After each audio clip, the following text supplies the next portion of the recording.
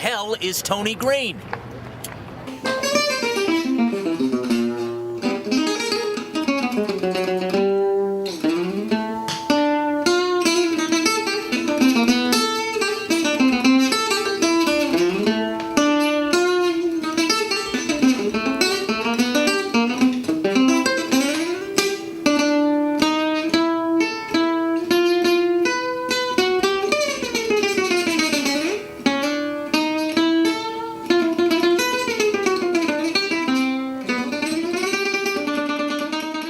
But I was always a drawing fiend. I always drew. And drawing is one of the great access portals to higher consciousness.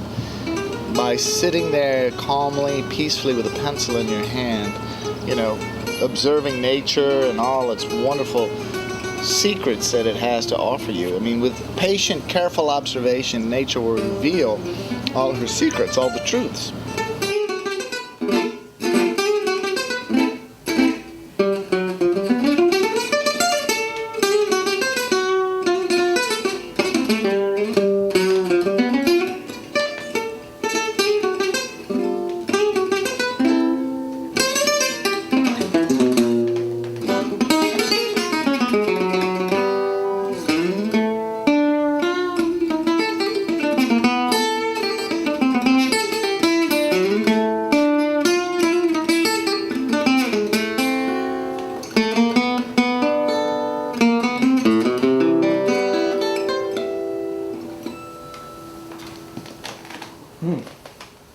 How I met Tony Green. That's actually a really good question because I didn't actually meet him. He crashed my wedding in 1983. In fact, he did almost save my life. So I started asking around and I started getting bids, and Tony came in and truthfully he gave me the lowest bid. When we finally got away from the cows, sometimes I think I want to slap him, but you know, then again I want to hug him.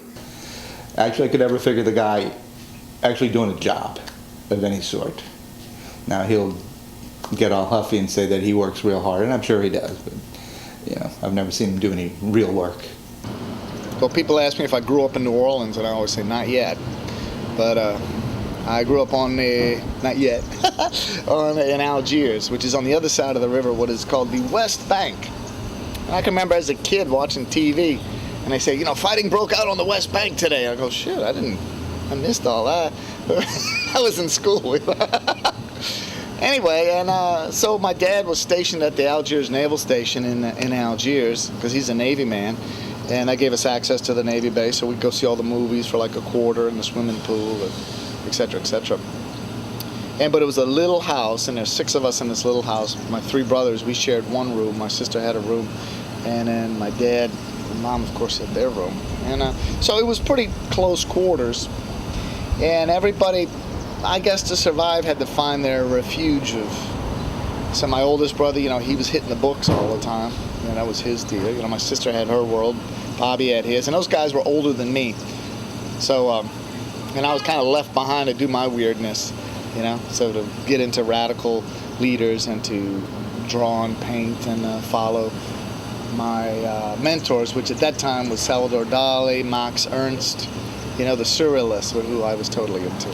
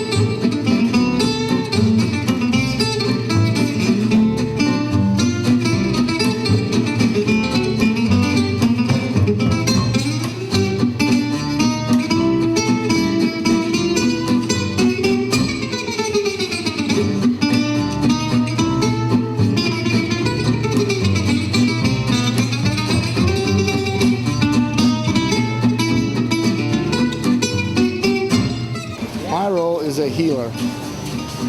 Okay, is to educate myself and then to, put information out, whether it's visual information, which is enlightening, or information about what's going on in the physical world.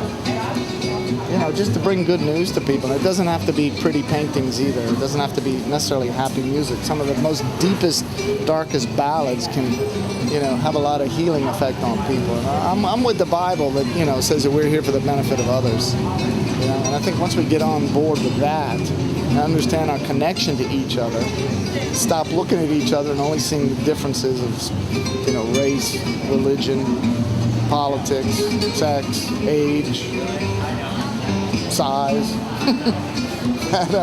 and, we start having more of a hive mentality, but a good type of hive mentality where we understand our connection to the furthest points in the universe, and we're all connected, all connected, all connected, all connected.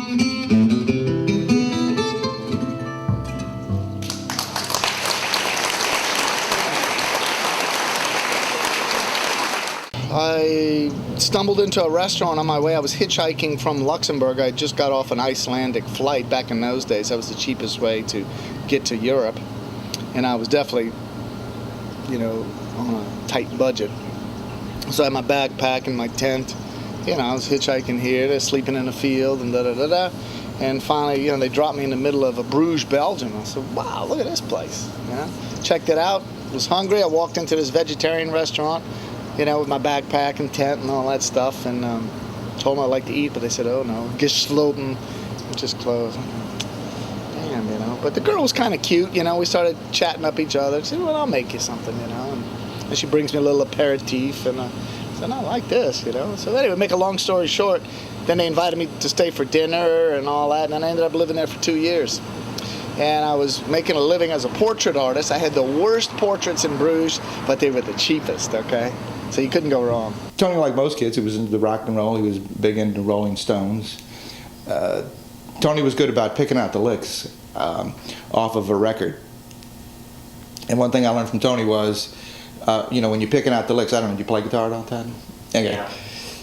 In the old days with the record, back when we were kids, you had to play it and then take the needle off and back it up to figure out that, and then take the needle off and back it up to figure out that, and it was an arduous process. And what he figured out to do was pretty good was he slowed the record down to 16, and although it was maybe an octave off or something like that, he could still figure out what the lick was, and then you just speed it up. So that was a good way that he learned how to play some of the licks from the Rolling Stones and such like that. And then when he went to he was always traveling, and then when he went to Bruges, he got hooked on the gypsy jazz stuff. Then I had my band, the rock and roll band, the House Rockers, and so being as I was the guy from New Orleans, I was the front guy that sang. So a lot of people thought it was an American band, So I told the other guys, "Shut up, let me talk. I think we're all Americans. Give us a little more cachet." And but then I got introduced to the gypsy jazz, stumbling into a place called the Cactus Restaurant one night. My buddies told me there's this gypsy band playing. You need to go check these guys out. So I did, and I was immediately taken with the impact of their virtuosity and the passion and the precision, the musicality, the romance. It was all there in this package of this great European music. A quartet with Koen de Couture on horns, who also fabulous guitar player, complete musician. Fabi Laffertine, the soloist, his cousin Vivi Limburger on rhythm guitar, and Michel Vestrade on upright bass. And these guys just knocked my socks off. And at that point, I immediately became a gypsy jazz groupie. And I just followed these guys around my tape recorder, taping them, listening to the tapes and learning as much as I can. And it just opened up a whole new horizon, because I was from New Orleans, totally into the black funk thing and the rhythm and blues and all that. And then I realized, wow, I have a heritage too. My European heritage, a beautiful melodic music. And I think I'll investigate that. And, I haven't looked back since.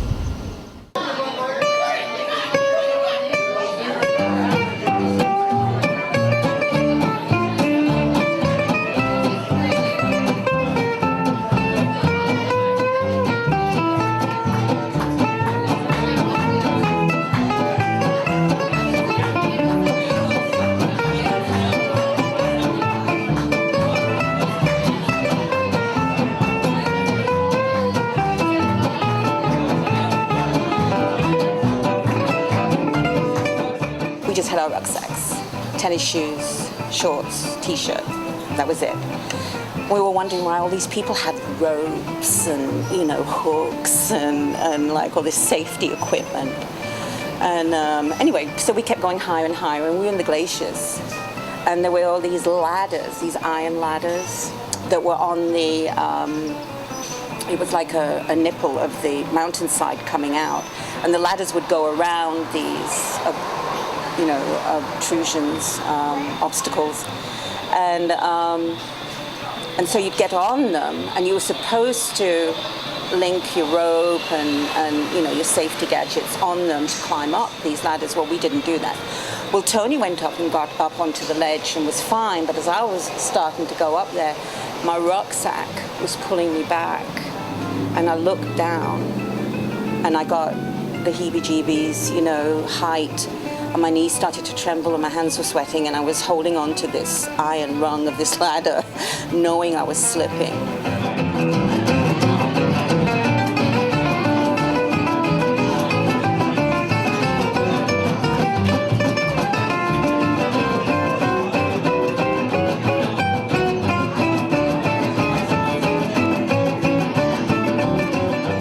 I just always remember we had this wonderful hike up to the top of a mountain, and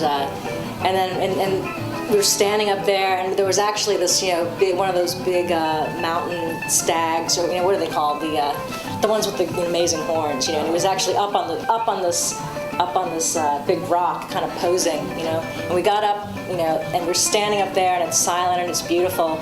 And this friend of ours, the Venetian musician, his cell phone rang, you know, right at the moment we were at the top of this mountain, and I just remember Tony giving me a really hard time about answering his cell phone.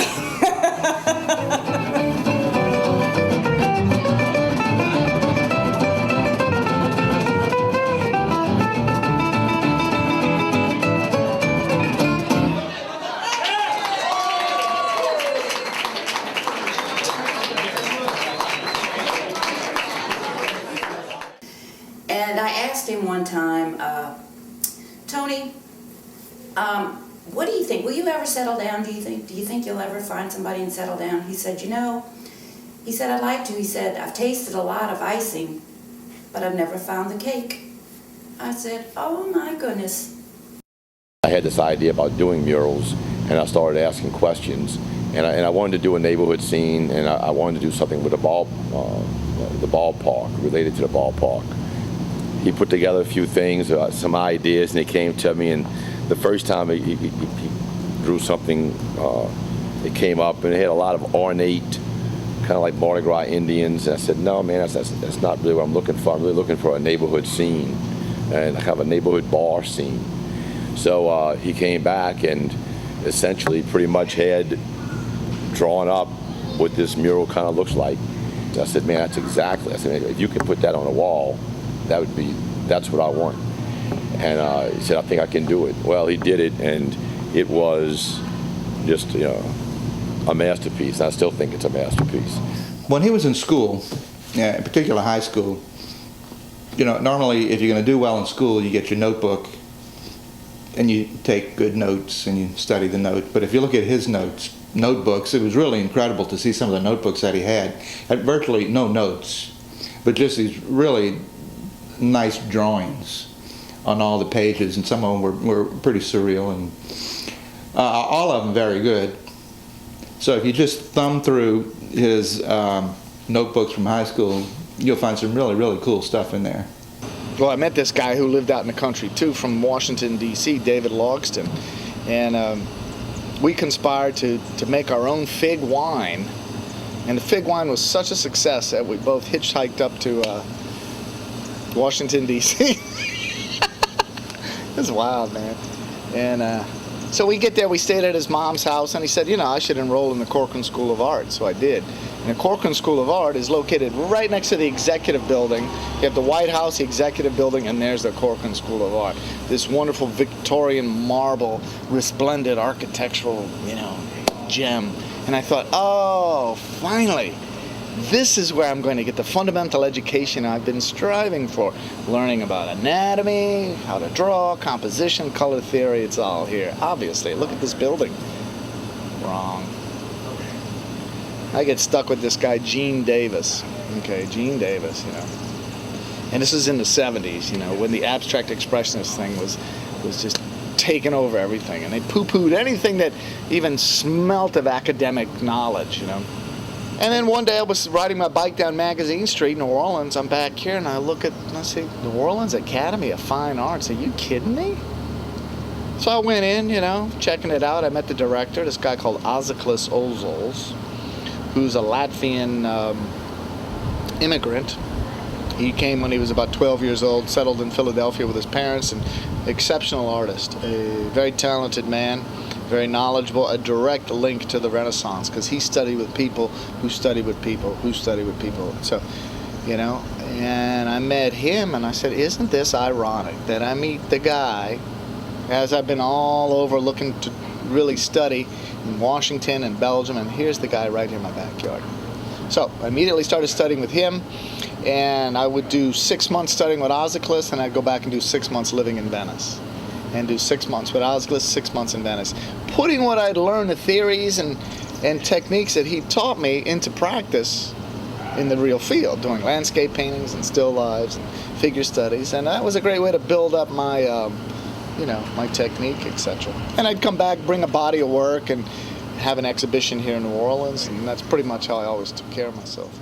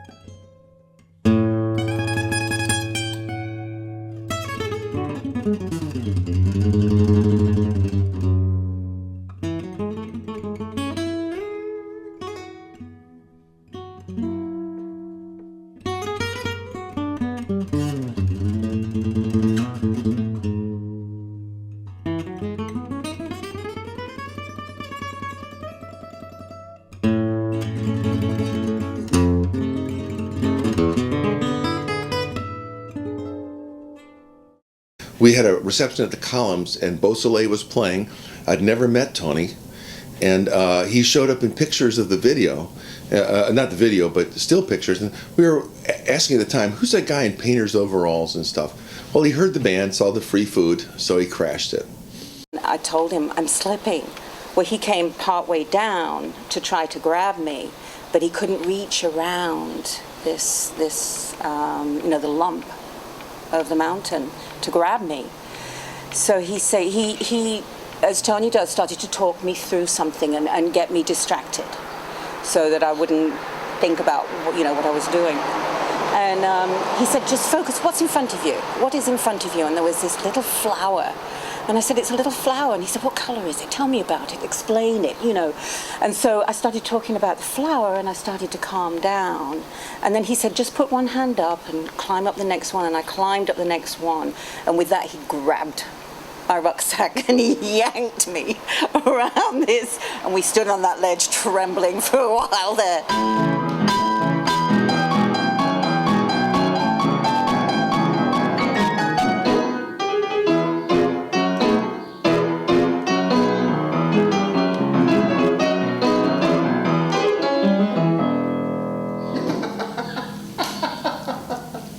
Chimpanzee on the keyboard, man. I did want to play a piece that I put out on a CD. I actually wrote a piece for Tony. This piece is called Antonio Verde, which is the Italian translation of Tony Green. And it's a minor mode waltz, similar to the Eastern European things that Tony likes so much, and that he plays as well. Anyway, let's see.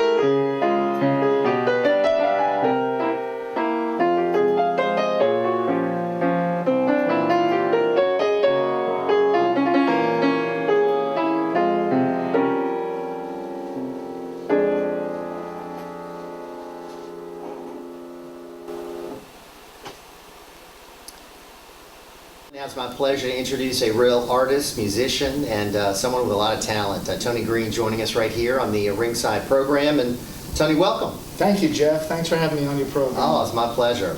Tell us a little bit about what initially attracted you to music. How long have you been making music? Oh, at least 40 years. At least 40 years. And as a kid, I have two older brothers, and they were into blues, etc. And so they introduced me to the world of blues through various of their friends who were record collectors, etc. So I got hip to the New Orleans rhythm and blues and etc. And that sort of led me as I continued my journey in life to Europe, where I discovered something called gypsy jazz. And that's really what you're known for, right? The gypsy jazz, right? Yeah. Gypsy jazz is a term that was coined during the era of in France in the 30s and the 40s, and the great mentor is a guy called Django Reinhardt. And Django exposed me to the beauties of European melodic music, of the Hungarian Sardish, the Italian tarantellas, the fado music of Portugal, the French valse musette. I mean, it's just such a wealth of music, and and me getting in touch with my European heritage too, which is important. We were talking off air that you were born in Naples, Italy, right? Yes. And raised in Algiers. Yes, and I think conceived in Venice. So there we go, full circle. And what's interesting about you is you live part of the year here, part of the year in Venice, right? Mm-hmm. Through tomorrow night, your artwork is going to be displayed, correct? Yes, I've had an exhibition at the Academy Gallery. I'm normally represented by Callan Fine Art, but they very kindly let me have this special show at the Academy Gallery up at 5256 Magazine Street. And it is a show that had paintings of Venice, paintings of New Orleans, and paintings of something called the New World Order. I don't know if we're allowed to talk about that here.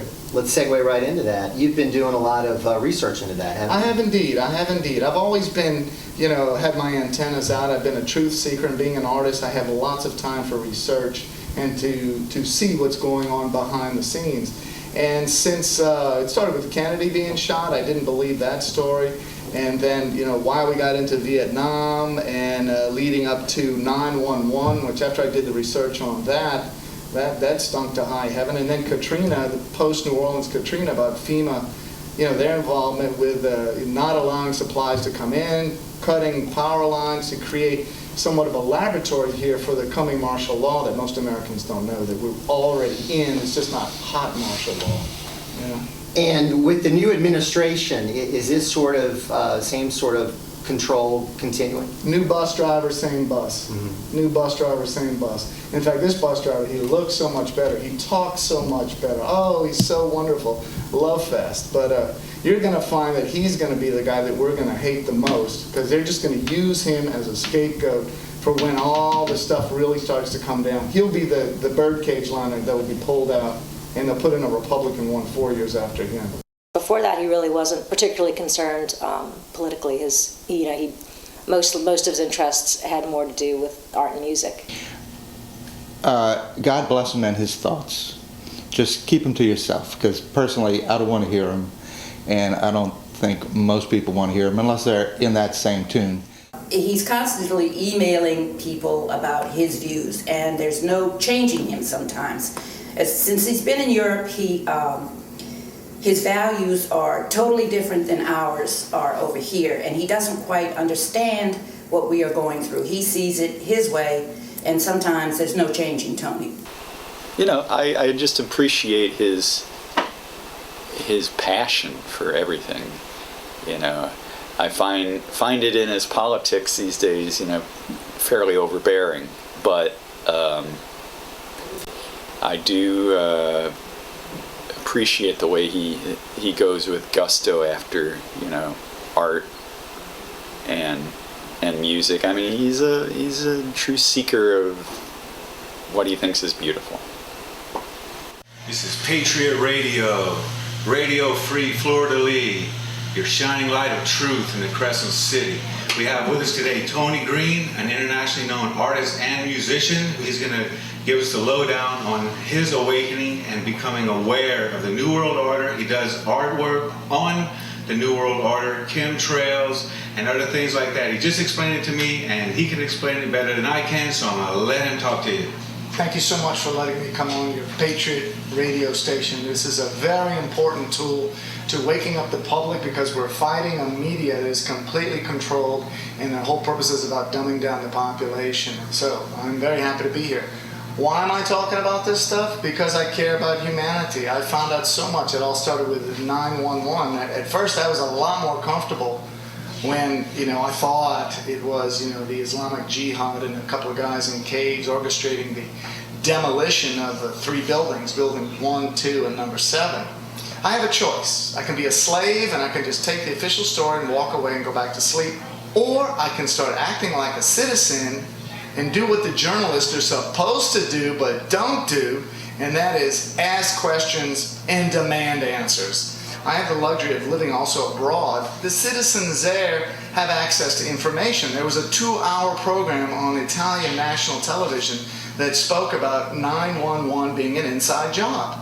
Simple facts like, the temperature it takes for steel to melt versus the temperature of jet fuel in a building. And jet fuel is made up of 80% kerosene, and I believe the temperature is about 1200 degrees. And the melting rate of steel is, 2,000 something? I mean, you can look this up right now on Google and Google up, what the temperature was. It was impossible for those buildings to come down. And then there's building 7 that wasn't even touched by a plane. Okay, that's on national TV. And with this, the citizens can come to their own conclusions by getting all the information and exercising something called analytical thinking, which is what they are not teaching our children to do today. Today it's all about being a repeater. The one who repeats the most advances, and you get to the point where you become a zombie and you just take the information, go with that, and don't question anything.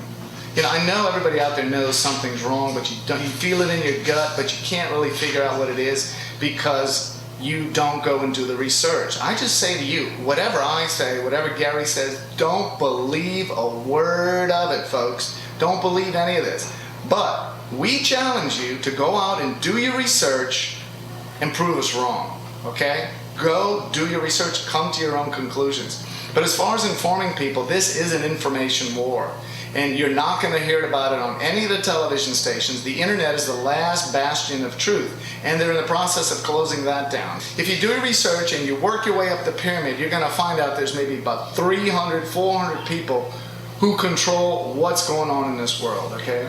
And the only reason they're getting away with that is because we let them get away with it. So once we wake up and find out that this is an attack against humanity, when you go down the rabbit hole of information and get to the bottom of it, you're going to find out something called eugenics. Okay, Google that up, eugenics, all right? And find out how Bill Gates and Melinda Gates are involved in this. Find out how Ted Turner is involved in this. You know, find out how the Nazis use eugenics. That was their little laboratory. And folks, the Nazis didn't lose. They merely relocated, okay? It's hard to see the Illuminati. It's kind of hard to see the New World Order. It's a little difficult to see a Rothschild, but damn it, there's the chemtrail right in front of you, and there's so many people that will not even see it. They will refuse to even look up at the sky, and it's so obvious that it's right there in your face, and they still don't see it. Have you come across that? Well, of course, you know, and it's really tough for people to wrap their mind around this stuff. I mean, it's a dismantling of an entire belief system. But folks, the big picture is this. If you can begin to dismantle that belief system and find out and discover how, why, and by who you're being manipulated, then you can step away from the manipulation and you make a step closer to something called self-actualization, where you discover who you really are. And that's what this century is all about. It's about humanity evolving to the next level. It's our time. But, you know, Gary, I want to clarify one thing, and that is I am not an expert, okay? I'm not a scientist, okay? I'm not a geologist. You know, I'm not a political expert. I am a citizen, okay? I am a citizen that decided not to be a slave. I'm a citizen that decided to go and start doing my homework. I'm a citizen that decided that why don't I read up on this stuff? Why don't I find out what the Constitution is? Why don't I find out what the Bill of Rights is? Why don't I find out what world history is all about? I had to re-educate myself, and I'm in the process now. I'm a work in progress. And that's what everybody else I suggest. You know, turn off that television, folks. Please. Please, for your own sake. You know. He was spot on. As far as my political leanings, some of the things that I've come to believe, different truths, 9/11's an inside job. Good grief. What are we doing here? Well, the Vieux Carré Commission, which is the aesthetic police of the French Quarter, decided that my Ron Paul sign, which I made myself as a grassroots passion when Ron Paul was running for president. Remember him, the guy that was censored in the Republican presidential debates? Oh, man. And so they pretty much demonized him and, you know, kept the sheeple out of the light of what, you know, this man was talking about, the Constitution. You know, liberty, freedom, our Bill of Rights, you know, the false terrorist acts that were going on in America. You know, how our government has been pretty much hijacked. Well, I feel that there's more than one role of the artist. I'm a performer, I'm a serious musician, I love to be appreciated for my music, but I also, at this point in my life, really believe that I want people to be entertained. And entertainment or have some reason to come there. Politics are okay. The music he plays is specifically non-political. He has no songs. There's no other reason for people to come for him politically. So I think from, you know, my point of view, it doesn't fit with what he's presenting musically. I think it fits more in terms of art and in terms of emails and things like that. And I don't think you should avoid it, but I think people are coming there to enjoy it. And Tony has a long history of disregarding his audience, of treating his audience with disdain because they don't know Django or because somebody's talking or somebody's dancing, you know. And I love a listening audience, but I don't think you should ever insult the people you're playing for. They've come to see you. I'm going to do this next tune. We'd like to send it out to a guy called George Bush Jr. A little tune called September Song.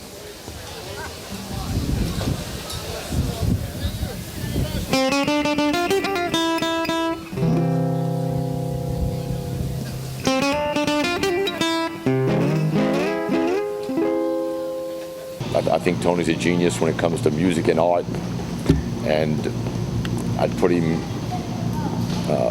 in there with Lil Murphy Hines as far as political science. Because I have a very good friend of mine who's a priest, who actually went over to Venice last year, met with Tony. He was on sabbatical in Rome, and he had several priests who, were in Rome that he'd met. And he called Tony up, and Tony said, sure, let's go out and have dinner. And Tony was telling me this story on the phone, and I said, well, did you behave? He said, I actually did. He said, but if I'd known then about, how involved the Catholic Church was, I wouldn't keep my mouth shut. It's the conspiracy. I mean, that it's involved the same as, the Queen of England. He's told me that too, several times, the royal family, and how, it goes back, for thousands of years, and, I don't know. I'm not interested in it, I'm afraid. It was interesting. I met him with a mutual friend of ours at a Cafe Envy in the French Quarter here in New Orleans. And I'd never met him before. I didn't know anything about him. I didn't know he was an artist. I didn't know he was a musician. I knew he was a good friend of my buddies, and we got together, had a little powwow with coffee, and just talked about some of the things that we're having to deal with. From the lies in the mainstream media about our economy, about the sustained chemical attack by the people who are supposed to be looking out for our best interests, geopolitics, all of that. He seemed like a really bright guy, and it seemed like pretty much we get our information from similar sources. Okay, this one is another David Dees composition, brilliant David Dees. And this one speaks for itself, the deliberate dumbing down of America, okay? And what they do, they want to get the kids at an early age. So they get them hooked on these psychotropic drugs here, okay? To bring them down, to take away all their childhood tendencies, as they become enamored with life and excited and all the enthusiasm of running around. Oh, no, we can't have that. We can't have that. Because we must control them at an early age. And we teach them to be repeaters. So the ones that repeat the best advance to the next level. And then let's just talk about cell phones, all right? Cell phone technology is the weapon of the New World Order, okay? Have you noticed how children become, especially in Italy, it's incredible. They're just completely a slave to their cell phone. Their whole life revolves around the cell phone. So you will see people never in the moment, never aware of the beautiful day, never aware of the life that's all around them, that's happening in this moment right now. It takes you out of the moment because you're always concerned about what's going to happen on your little cell phone, and you can't wait to get home so you can get on Facebook, because I have 800 friends on Facebook, woohoo, even though I'm ugly and I'm a complete personality disordered person, complete jerk, but I got 800 friends. So this whole virtual world of interacting with people, when in fact you're not interacting at all, right? And but the cell towers, etc., do a lot. These kids are very young, so what happens? Their brains are much more impressionable, much more vulnerable to the microwaves of these cell phones. So there's going to be a huge outbreak of brain cancer coming up, and it's all part of the soft kill. All right, the soft kill that is brought to you by fluoride, that's brought to you by chemtrails, that's brought to you by genetically modified foods, brought to you by cell phones, and who knows what else. So that whole grid system, you must wake up to the grid system that you're in. Think of your families, think of the future of humanity, step back from the grid system, and we must come up with a way to defeat this, okay? And we will. If you go to the supermarket and you look, and every single stick of gum has aspartame in it. You go to GNC and you look at the protein shakes. They all are sweetened with aspartame. Aspartame, aspartame, aspartame. Never mind the fact that the stuff is toxic. It's poison. But they approved it, and now they put it in everything. 1, 2, 1, 2, 3.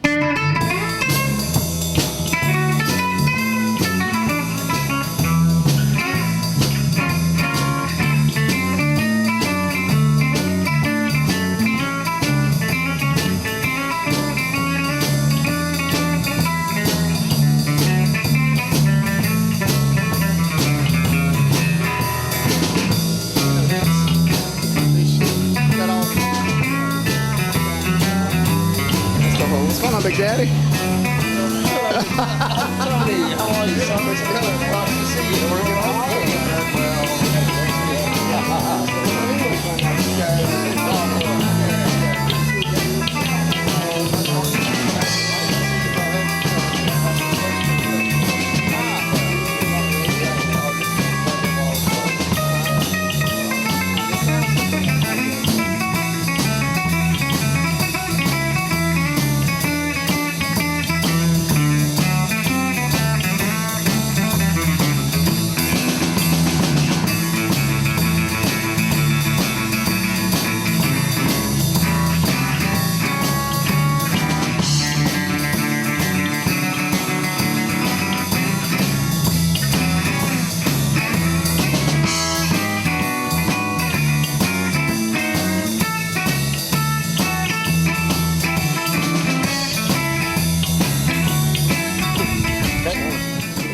my friend Todd. He's making a documentary on me. You want to be in the documentary? Oh, I'd love it. It's his This is one of our leading. This is his French Quarter mom. I love him.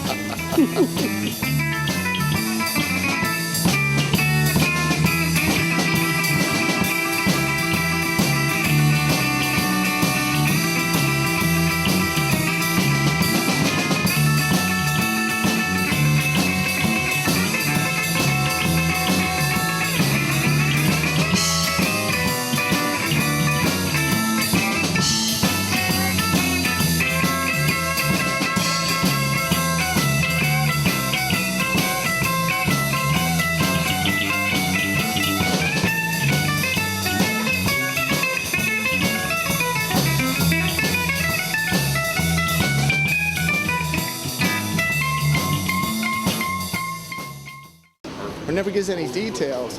And the beauty of that whole type of mind control is that the public transmits what their desires are, what they want. They put it on the blank canvas, and that's what Obama is. And they're playing us like violins, driving us like cars. They want us to turn left, we turn left. They want us to turn right, we turn right. They want us to go straight, we go straight. They want us to stop, we stop. You really don't want to hear that. You don't want to be inundated with your email with that stuff. And sorry, Tony, we've already had this disagreement also about this. Why hasn't anybody made a real, why haven't we seen any Hollywood movies about the New World Order? Well, we have, but what they do, they trivialize these things, and they turn it into something silly. Like there was a, what's his name, Harry Shearer, did a film back in the 80s about Bohemian Grove, and made it into sort of a silly thing. So you lose the true potency and importance of what that group is all about. Lately, we've been scuffling over politics, but I have really just tried to avoid it for the most part. The whole reoccurring theme in all this is you do the research going to the top of the pyramid of these organizations, you find they are all occultists. They're all occultists. And that's the terrifying part, because they deeply believe in blood sacrifice of children, which translates to virgins. When you have the sacrifice of the virgins, but it's really the sacrifice of children. I know several people that have sent him emails. Please don't send me any more of this stuff. And I don't open them all. I don't really open a lot of attachments. I can barely keep up with my email. But I know, to me, some of it seems pretty far-fetched. So much of this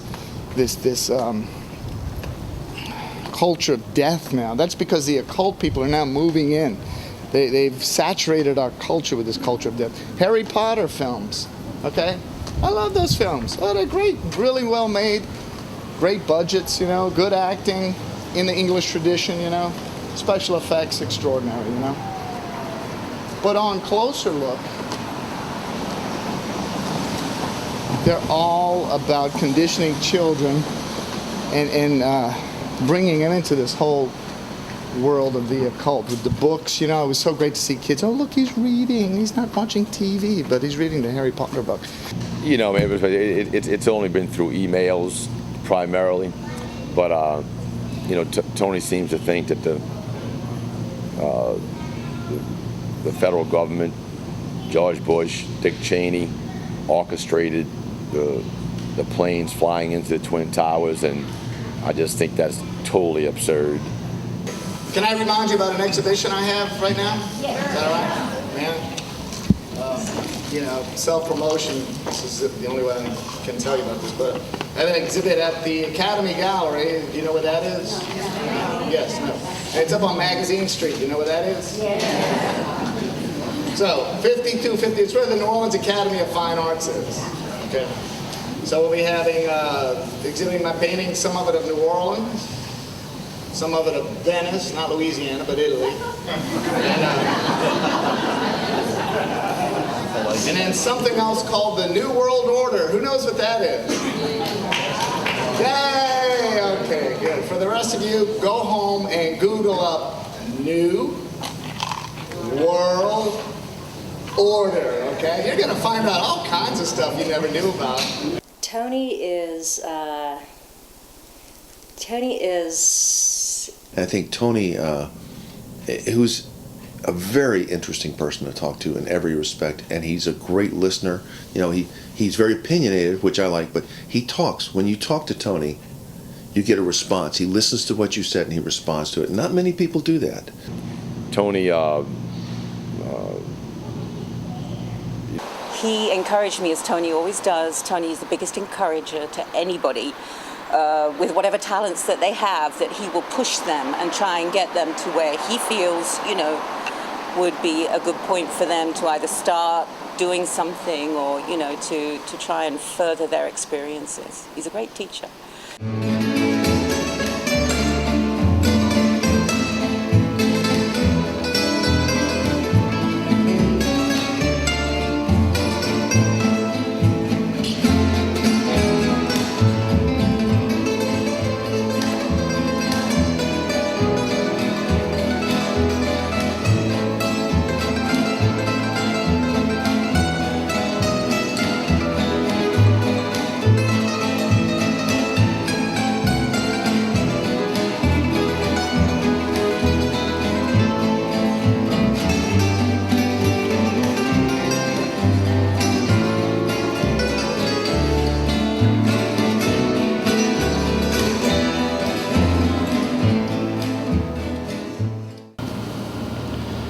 And once you become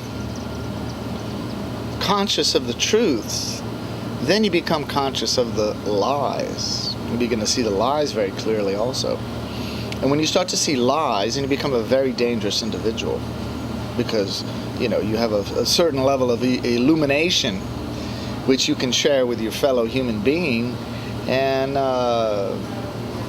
can lead to some very interesting results. Can lead to things like freedom and liberty. You know, it could lead to the end of tyranny. You know, it could lead to the freeing of your mind so that your creative soul can soar no matter what, you know, profession you're in. Because I know a lot of artists, I know a lot of musicians who are not artists, who are not musicians, okay, are not creative at all. They could even be very good technicians, but they have nothing to say. Well, folks, thanks again for being such an intelligent audience, and let's thank all of our wonderful dancers here. And to the rest of the world out there listening, God bless you. We love this planet and we love everybody on it. Let's take care of each other, all right?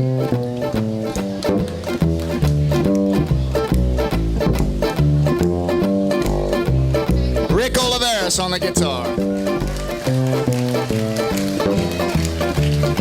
Steve Braun on the bass. Tony Green on the guitar. your coat and grab your hat. Leave your worries on your doorstep. Just direct your feet to that sunny side of the street. Can't you hear that pitter-pat? Baby, that's your big fat feet doing all of that. Life can seem so sweet on the sunny side of the street. I used to walk in the shade with my blues on parade.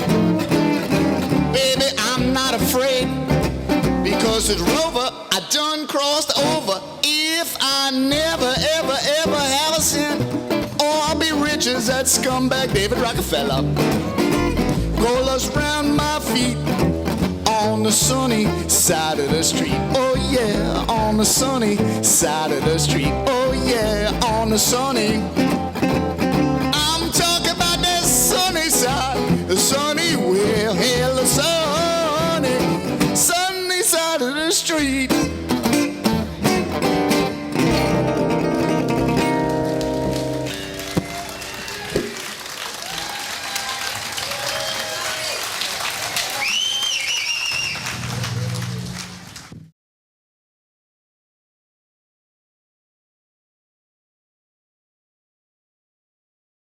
Who the hell is Tony Green? It's one of the great films.